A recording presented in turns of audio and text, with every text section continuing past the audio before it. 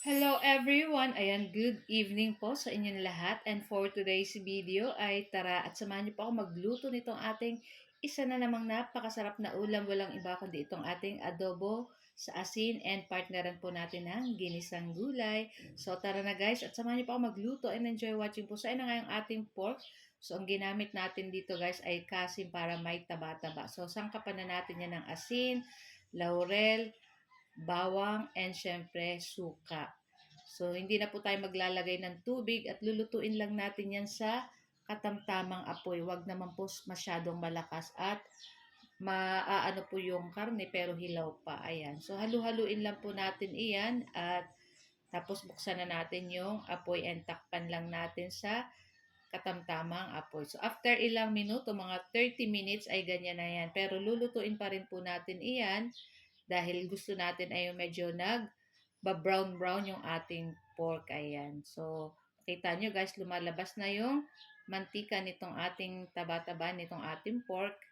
So, ayan na nga. At haluin na natin pa. So, ayan, nakita nyo guys. At nagbabrown na yan. So, konti pa ay okay na rin yan guys. So, napakasarap nito guys. At talagang ito ay tumatagal ng kahit siguro isang buwan or ano. Kasi asin lang yun nilagay natin dito at bawang. So pagkaluto ng ating adobo sa asin, ayan, dito naman sa ating panibagong kawali, maglagay tayo ng ating pork giniling at maglagay tayo ng paminta at asin para may lasa na yung ating giniling dyan.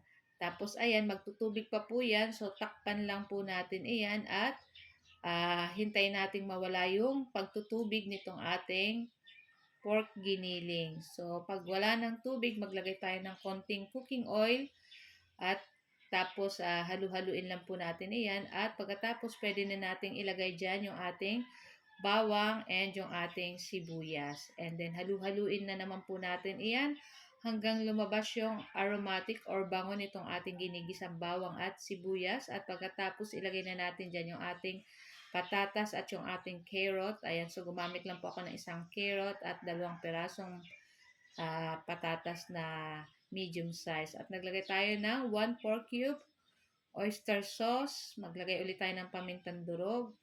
At maglagay tayo ng toyo. Ayan. Tapos, syempre, maglalagay po tayo ng 1 teaspoon na sugar and then halu-haluin po natin uli iyan at maglagay po tayo ng tubig. Ayan, mga isang baso yung nilagay natin. Pero kung gusto nyo ay hindi po masyadong masabaw, kalahating baso lang. Ayan. So, ayan na nga, pinakuluan lang natin iyan. At pagkatas pwede natin ilagay dyan yung ating Baguio Pechay and yung ating repolyo. Tapos, syempre, halu-haluin po natin iyan. At, syempre, yung gusto natin, guys, ay half cook lang. Kaya, hindi natin masyadong lulutuin itong ating repolyo and yung ating Baguio Pechay. So, yan na nga at luto na rin to guys. So, ito lang po ang ating video today at sana po ay nag-enjoy kayo. Huwag niyo po sanang kalimutan mag-like at comment at pa-share na rin po nitong ating video. So, guys, thank you for watching and see you next video again. Tara na guys at samahan niyo na rin po kaming kumain itong ating napakasarap na ulam for today's video. So, guys, thank you for watching. Bye!